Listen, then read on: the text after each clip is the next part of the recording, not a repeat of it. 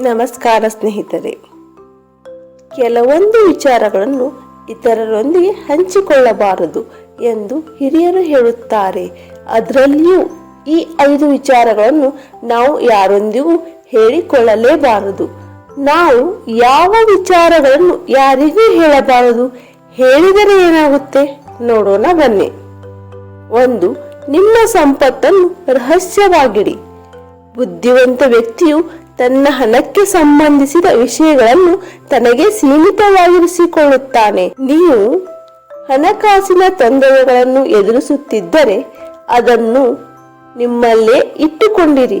ಯಾರೊಂದಿಗೂ ಅದರ ಕುರಿತು ಹಂಚಿಕೊಳ್ಳಲು ಹೋಗದಿರಿ.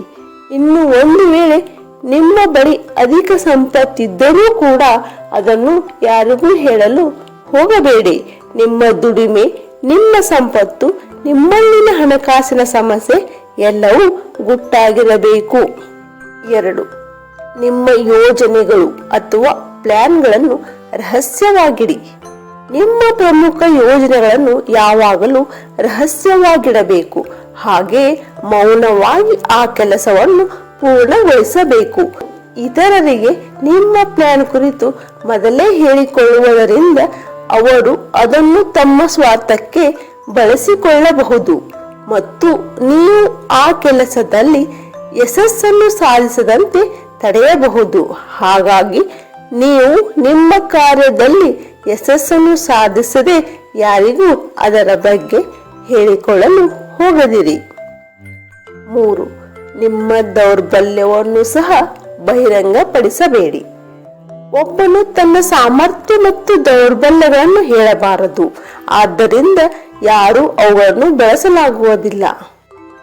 ಅಲ್ಲದೆ ತೊಂದರೆ ಉಂಟು ಮಾಡುವ ಯಾವುದೇ ಮಾರ್ಗವನ್ನು ಅವರು ಕಂಡುಕೊಳ್ಳಲು ಸಾಧ್ಯವಾಗುವುದಿಲ್ಲ.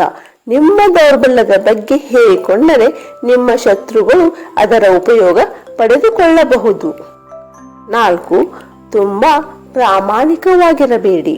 ಪ್ರಾಮಾಣಿಕವಾಗಿರುವುದು ಒಳ್ಳೆಯದು, ಆದರೆ ಅತಿಯಾದ ಪ್ರಾಮಾಣಿಕತೆ ಒಳ್ಳೆಯದಲ್ಲ, ಏಕೆಂದರೆ ಅದು ತೊಂದರೆಗೆ ಕಾರಣವಾಗುತ್ತದೆ.